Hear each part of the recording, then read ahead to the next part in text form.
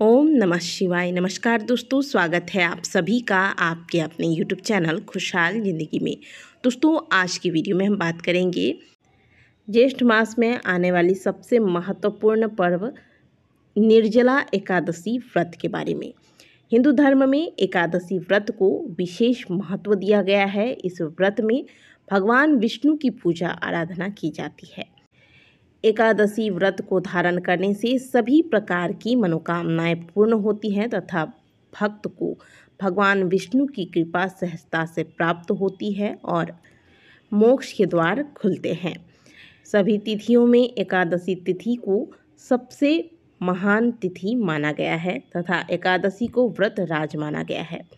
साल में कुल 24 एकादशी के व्रत रखे जाते हैं, लेकिन इन सभी में से ज्येष्ठ मास के शुक्ल पक्ष की एकादशी, जिसे कि निर्जला एकादशी कहा जाता है, यह सबसे कठिन और सबसे अधिक फलदायी माना गया है, क्योंकि केवल इस एकादशी के व्रत को करने से साल के सभी एकादशी व्रत की फल की प्राप्ति हो जाती है।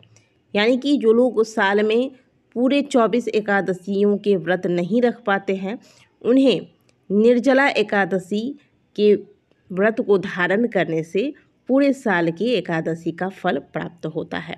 इस व्रत की सबसे बड़ी विशेषता यह है कि इसमें अन्न और फल तो दूर की बात है, पानी तक ग्रहण नहीं किया जाता। इसलिए इसका नाम निर्जला एकादशी रखा गया है। निर्जला एकादशी का व्रत शारीरिक तपस्या, मानसिक और आध्यात्मिक अनुशासन का प्रतीक है।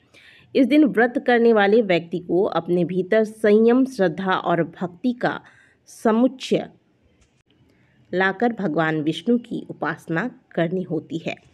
पौराणिक कथाओं के अनुसार इस व्रत को सबसे पहले भीमसेन ने किया था, जो अपने भोजन प्रेम के कारण अन्य एकादशी व्रत नहीं कर पाते थे। लेकिन जब उन्होंने इस निर्जला एकादशी का पालन किया तो उन्हें वर्ष भर की सभी एकादशियों के बराबर फल की प्राप्ति हुई। इसलिए इस एकादशी को भीमसेनी एकादशी भी कहा जाता है। निर्जला एकादशी न केवल कठिन तप का प्रतीक है, बल्कि यह जीवन में धैर्य, त्याग और आस्था के गहन भाव को जागृत करती है। इस दिन विधि पूर्वक व्रत रखने से व्यक्ति को अक्षय पुण्य की प्राप्ति होती है, पापों से मुक्ति मिलती है और अंत में वैकुंठ धाम की प्राप्ति होती है। आइए जानते हैं कि साल 2025 में निर्जला एकादशी का व्रत किस दिन रखा जाएगा।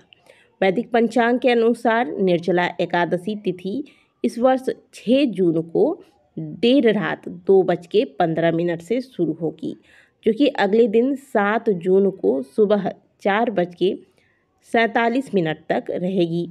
क्योंकि तिथि का उदय 6 जून को ही हो रहा है, इसलिए जो गृहस्थ लोग हैं वो 6 जून को ही एकादशी का व्रत रखेंगे और जो वैष्णव संप्रदाय के लोग हैं वह 7 जून को एकादशी का व्रत रखेंगे, क्योंकि 7 जून को सुबह 4:47 तक एकादशी तिथि रहेगी। ब्रह्म मुहूर्त में एकादशी तिथि की प्राप्ति हो रही है और साथ ही एकादशी के व्रत को रखते वक्त यह भी कहा जाता है कि एकादशी व्रत हमेशा उदया तिथि हो और साथ ही एकादशी व्रत द्वादशी युक्त हो, तो वही एकादशी का व्रत रखना चाहिए। तो द्वादशी युक्त जो एकादशी है वह 7 जून को प्राप्त हो रही है, इसलिए जो वैष्णव संप्रदाय के लोग हैं वह 7 जून को ही व्रत रखेंगे। तो कुल मिलाकर कहें तो व्रत दोनों दिन ही इस बार रखा जा रहा है। 6 जून को जो लोग व्रत रखेंगे उन्हें 7 जून को हरिवासर समाप्त होने के बाद ही व्रत का पारण करना है और 7 जून को हरिवासर का जो समय होगा वह होगा सुबह 11:25 पर।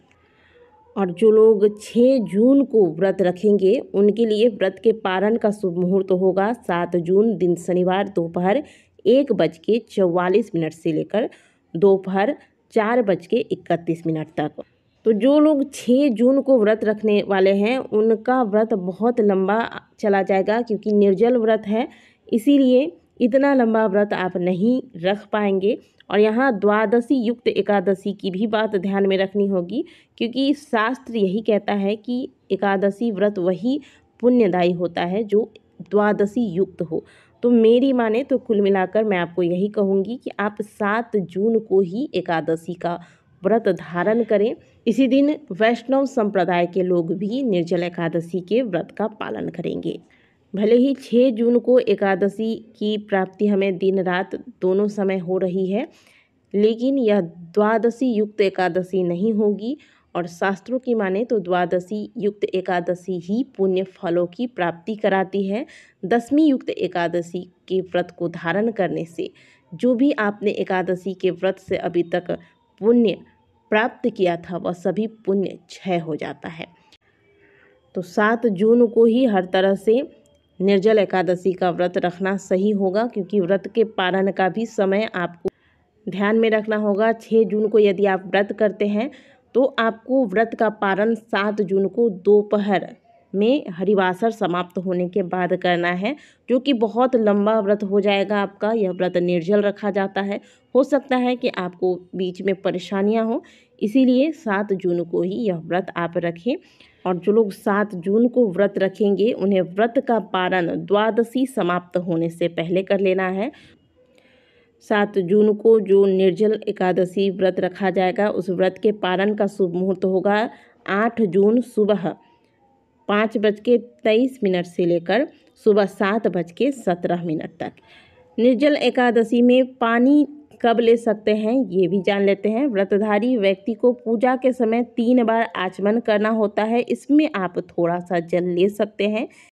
इस व्रत में आचमन के अलावा आप और जल नहीं ले सकते हैं। और यदि आपको बहुत ज़्यादा प्यास लग रहा है, अभी गर्मी बहुत है, तो आप मुंह में पानी लेकर कुल्ला कर सकते हैं। इससे अधिक आप जल नहीं ले सकते हैं। कुल्ला करते वक्त भी आपको ध्यान रखना चाहिए कि जल गले के अंदर ना जाए, गले से नीचे ना उतरे, नहीं तो आपका व्रत भंग हो सकता है। अब जो लोग बीमार रहते हैं, शारीरिक रूप से अस्वस्थ हैं, कमज़ोर हैं, जिन्हें दवाइयाँ लेनी पड़ती हैं, वह ऐसी अवस्था में जल ले सकते हैं, लेकिन इसे व्रत का पूर्ण फल नहीं मिलेगा। इसे व्रत का पूर्ण पालन नहीं माना जाता। तो आशा करते हैं कि निर्जल एकादशी पर दी गई ये महत्वपूर्ण जानकारी आपको अच्छी लगी होगी। वीडियो अगर आपको अच्छी लगी है तो वीडियो को लाइक ज़रूर कीजिएगा। निर्जल एकादशी से संबंधित और भी महत्वपूर्ण जानकारियाँ मैं आपको अगली वीडियो में दूंगी।